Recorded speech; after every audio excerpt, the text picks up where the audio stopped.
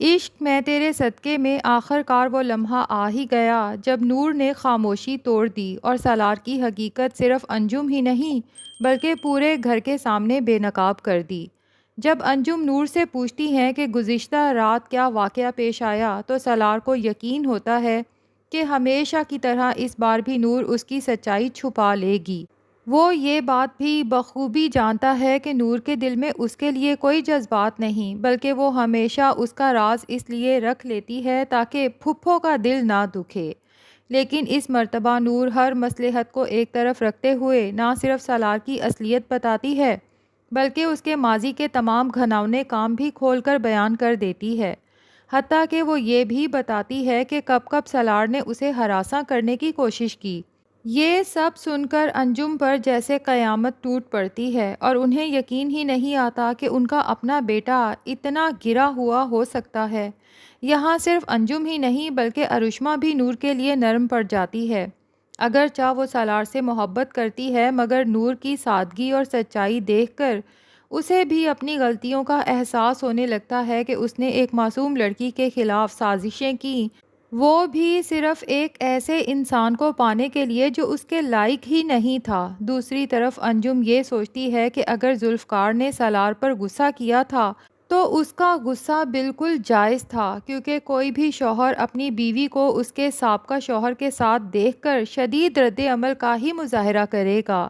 اسی سوچ کے ساتھ انجم فوراً فیصلہ کرتی ہیں کہ نور کو واپس ذوالفقار کے گھر لے جا کر اس کی تمام تر غلط فہمیاں دور کر دی جائیں۔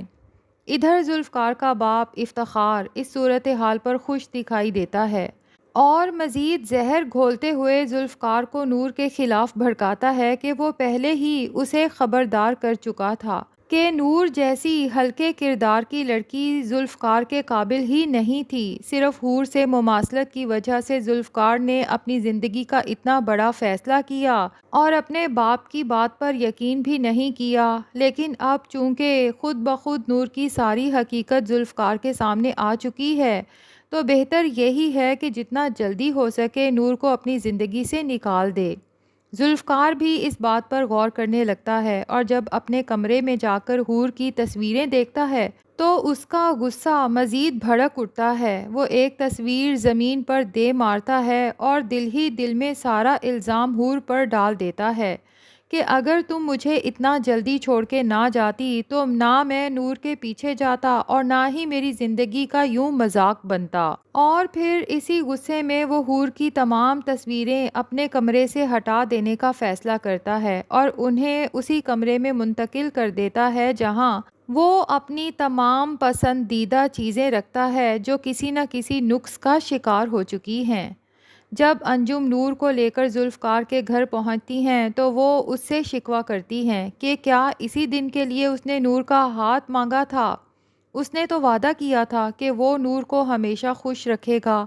مگر آج اسی کی وجہ سے نور کی آنکھوں میں آنسو ہیں۔ یہاں ہو سکتا ہے کہ انجم اپنے بیٹے سالار کی حقیقت مکمل طور پر ذوالفقار کو نہ بتائیں، کیونکہ ذوالفقار نور کو گھر میں رہنے کی اجازت تو دے دیتا ہے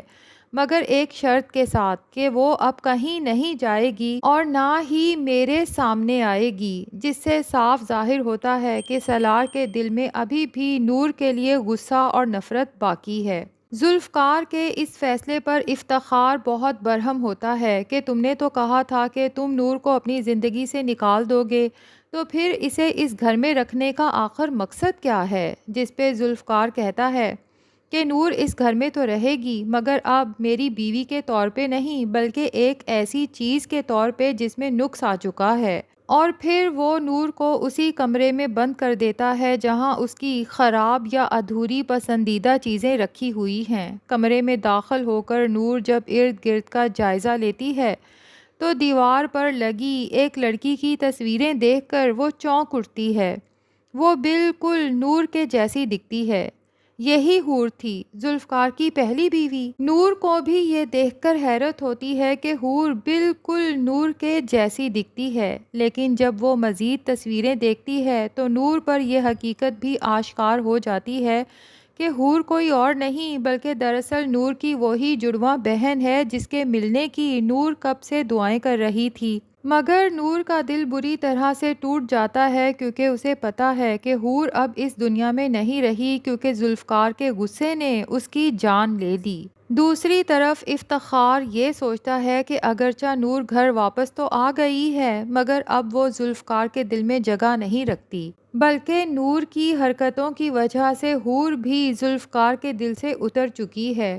اسی موقع کو غنیمت جان کر وہ ماریا کو اکساتا ہے کہ وہ ذوالفقار کے قریب آنے کی کوشش کرے، اور ماریا کسی بہانے سے ذوالفقار کو اپنے گھر بلاتی ہے، اور حیرت انگیز طور پہ اس بار ذوالفقار ماریا سے ملنے اس کے گھر چلا بھی جاتا ہے، حالانکہ وہ اس سے سخت نفرت کرتا ہے۔ ماریا کی خوشی کا تو کوئی ٹھکانہ نہیں رہتا، اسے اپنی آنکھوں پر یقین ہی نہیں آتا کہ ذوالفقار اس کے سامنے کھڑا ہے، اور پھر وہ اپنے جذبات کا اظہار کرتے ہوئے کہتی ہے کہ ذوالفقار، تم نے یہاں آ کر جو پازیٹیو جیسچر دیا ہے، مجھے لگتا ہے کہ اب ہم بہت جلد ایک ہو سکتے ہیں۔ لیکن ذوالفقار اس کی تمام تر غلط فہمیاں دور کر دے گا کہ میں تمہارے بلانے پر یہاں آ تو گیا ہوں لیکن تمہارے ساتھ نہ تو پہلے کوئی نیا رشتہ بنانا چاہتا تھا اور نہ ہی میرا ماضی میں ایسا کوئی ارادہ ہے۔